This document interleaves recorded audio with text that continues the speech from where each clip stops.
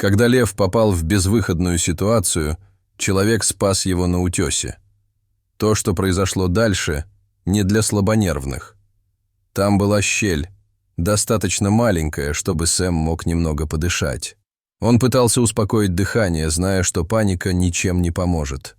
Но в голове мелькала мысль, что все люди в ближайшей округе будут заняты борьбой с оползнем.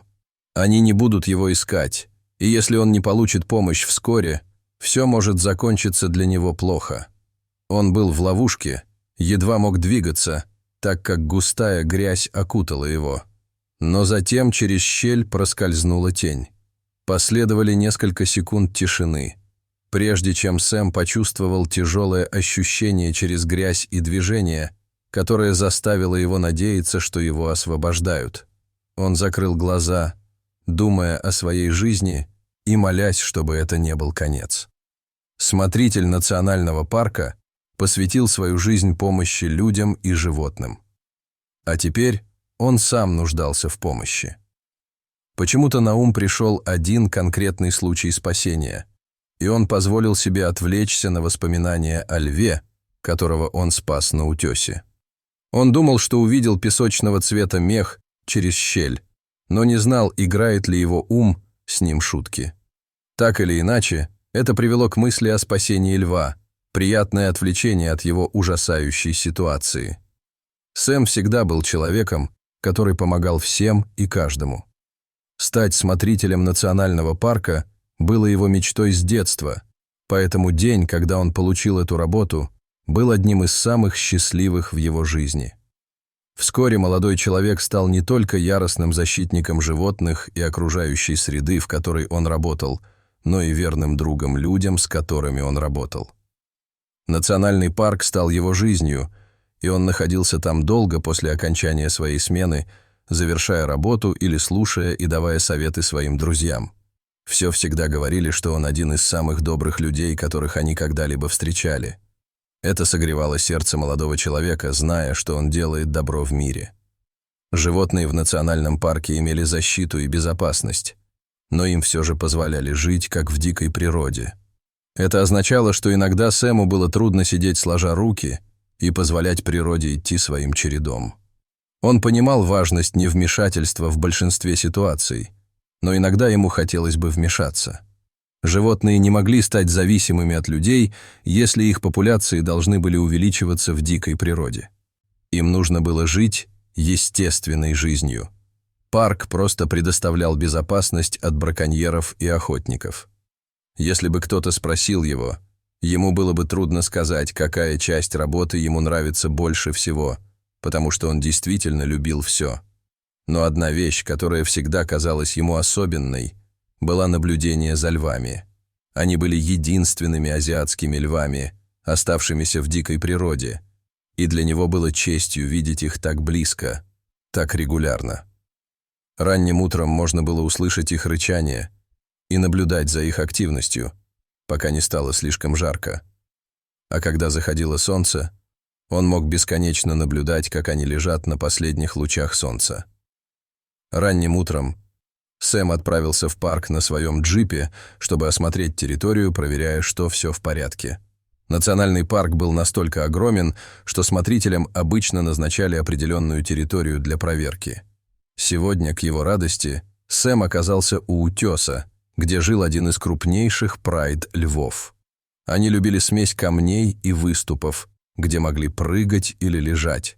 Хотя он уже давно работал на этой должности, каждый раз было что-то захватывающее в виде льва на вершине утеса, наблюдающего за своей территорией. Но это была опасная территория, и утесы могли быть беспощадными для молодых львов, недостаточно опытных, чтобы знать об опасностях.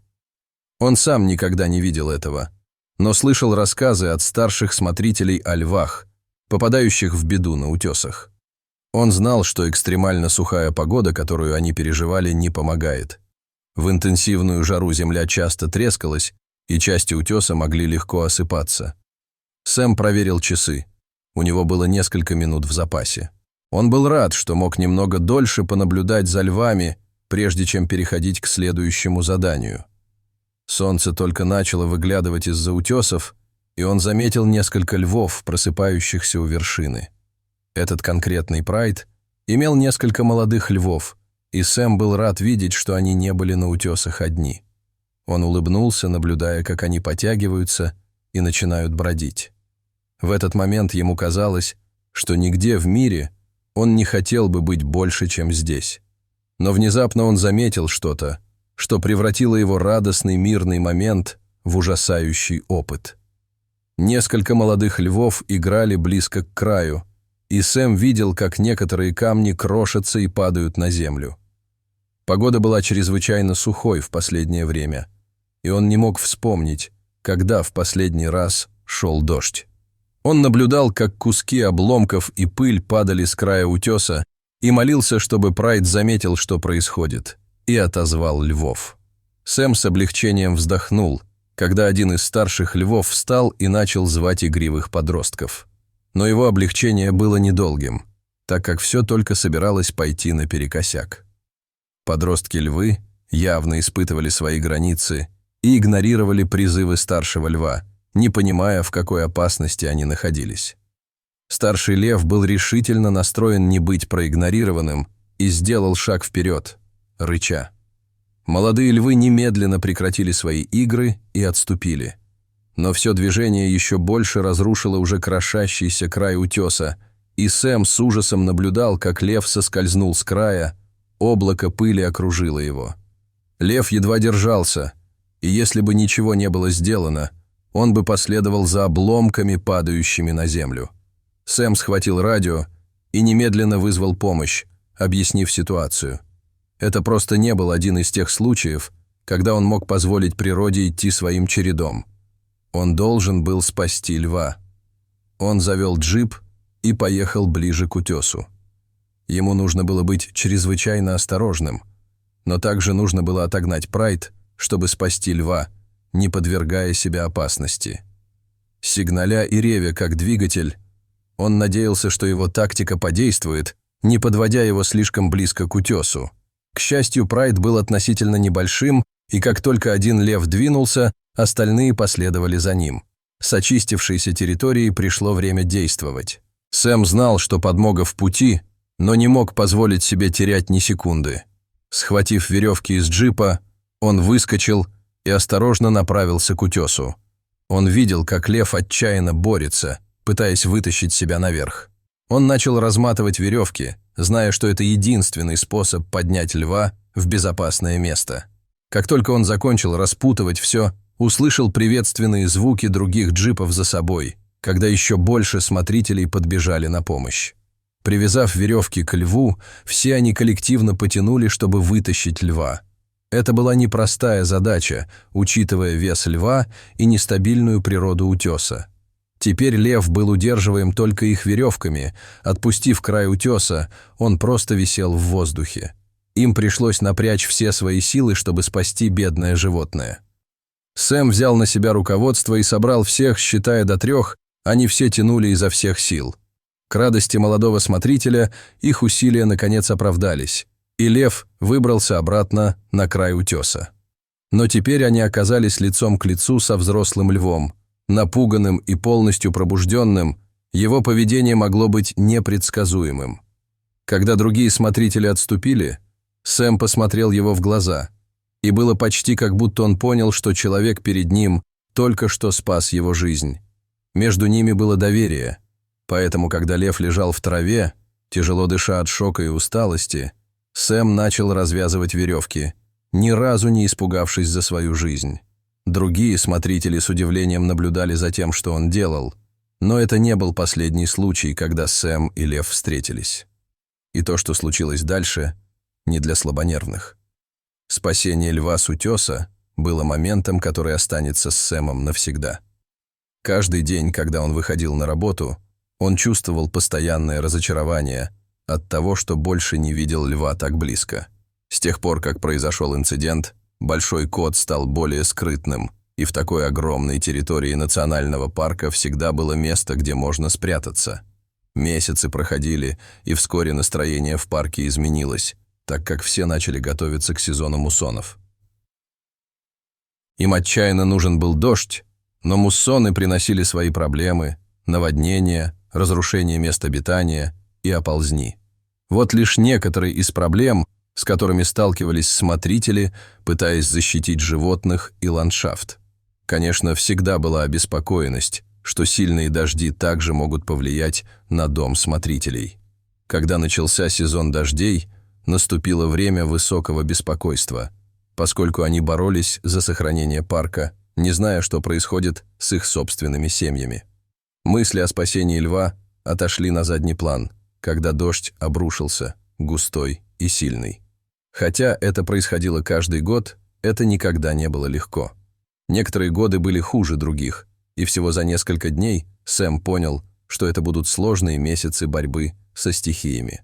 Парк приобрел совершенно новый вид с приходом дождя. Водоемы быстро наполнялись, ранее засохшая трава становилась пышной и зеленой, и новые цветы распускались. Сэма всегда удивляло, что что-то настолько разрушительное может также создать что-то настолько красивое. Скоро он узнает лучше, чем кто-либо, насколько опасным может быть сезон муссонов. Навигация по парку становилась все сложнее с каждым днем, когда падал больше дождя. Земля становилась болотистой, и джип пробуксовывал в грязи. Водоемы теперь переполнялись и затапливали гнезда и логово некоторых животных, обитающих в парке. Сэм щурился сквозь дождь, так как дворники на джипе работали на пределе, не справляясь с огромными каплями дождя. Он заметил, что вдалеке лежит поваленное дерево, поэтому подъехал ближе, чтобы осмотреть его. Выйдя из джипа, он крепко натянул капюшон, осматривая дерево. Всегда тревожно видеть такое. Одно дерево такого размера могло быть домом для множества животных, и теперь их среда обитания была разрушена. Внезапно Сэма отвлек грохот, который, казалось, вибрировал под его ногами. Оглядываясь вокруг в поисках источника шума, он был шокирован, увидев волну грязи и других обломков, быстро приближающиеся к нему. Произошел оползень, и теперь было слишком поздно вернуться к джипу. Молодой смотритель почувствовал панику. Он не мог убежать от оползня, и вокруг не было высокой местности, куда он мог бы быстро добраться. Он забрался как можно выше на поваленное дерево и крепко держался. Не было шансов выжить под такой силой природы, но он должен был хотя бы попытаться. Когда смесь грязи и воды ударила его, он почувствовал, как тонет. Он крепче ухватился за дерево, чтобы не быть унесенным. Когда поток густой грязи замедлился, Сэм почувствовал облегчение, что все еще осталась маленькая щель, через которую можно было дышать. Если его не найдут вскоре, то маленькая щель не имела бы значения. Он сосредоточился на дыхании, зная, что паника не поможет, но глубоко внутри знал, что все будут заняты борьбой с оползнем. Пройдет некоторое время, прежде чем кто-то заметит его отсутствие. Через щель он увидел, что дождь ослабевает. Густая грязь тяжело давила на его конечности, и он не мог двигаться. Все казалось таким тихим, когда дождь прекратился, но затем он заметил тень, заслонившую маленький источник света. Он был уверен, что его ум играет с ним шутки, но казалось, что он видел вспышку песочного меха. Сэм почувствовал тяжелое ощущение наверху и движение через грязь. Он молился, чтобы это не был еще один оползень, и закрыл глаза, пытаясь отбросить негативные мысли. Но с течением времени молодой человек осознал, что слышит больше звуков, почти как будто грязь расчищалась, и он медленно освобождался. Звук панических голосов, за которым последовал пронзительный рев, донесся до его грязевой тюрьмы, и он осмелился надеяться, что помощь пришла. Но кто-то знал, что он застрял. Он представлял, что его джип был унесен, так что как бы кто-то знал, где его искать. Он услышал рев снова, и на этот раз не было сомнений. Лев был рядом. Вдруг кто-то позвал его по имени, и хотя он не мог ответить, почувствовал слезы на глазах. Кто-то был рядом. Надежда все еще была. Он провел все эти годы, помогая другим, но теперь он сам нуждался в спасении. Когда больше света начало проникать внутрь, Сэм увидел приветливые лица других смотрителей. Они нашли его и расчищали грязь. Он все еще не был уверен, знали ли они, где искать, но был просто благодарен, что пережил этот ужасный опыт. Когда его вытащили из грязи, он не знал, смеяться или плакать.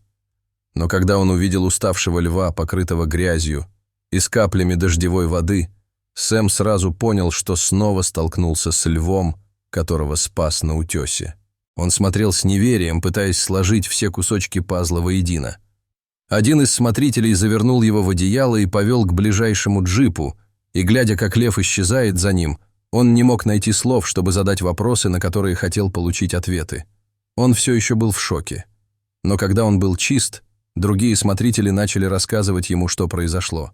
Сначала они настаивали, чтобы Сэм отправился в больницу, но, к счастью, кроме нескольких поверхностных порезов и синяков, он чувствовал себя хорошо. Он был просто потрясен произошедшим. Другие смотрители рассказали ему, что слышали грохот оползня и ждали, пока он пройдет, чтобы выйти и оценить ущерб. Они разделились на команды, но вскоре все получили радиосообщение с самым странным посланием. Один из команды заметил льва, отчаянно копающего в грязи, и подумал, что он пытается спасти члена своего прайда. Лишь когда они начали расчищать грязь, они поняли, что это не лев был в ловушке, а Сэм. Смотритель не мог поверить. Никогда бы он не подумал, что лев, которого он спас с утеса, однажды вернет ему услугу. Не было никаких сомнений, что если бы они не увидели льва, пытающегося спасти Сэма, никто бы не знал, где его искать. Молодой смотритель не мог думать о том, что бы с ним случилось. Он был обязан своей жизнью льву. Но увидит ли он его снова? Как бы ему этого ни не хотелось, Сэм был вынужден взять неделю отпуска, чтобы отдохнуть и восстановиться. На третий день он уже ехал обратно в национальный парк в своей форме. Он не мог сидеть дома, когда чувствовал себя хорошо, и когда была такая большая работа по уборке. Едва войдя в национальный парк, он заметил знакомое лицо. Лев лежал под деревом, внимательно наблюдая за Сэмом.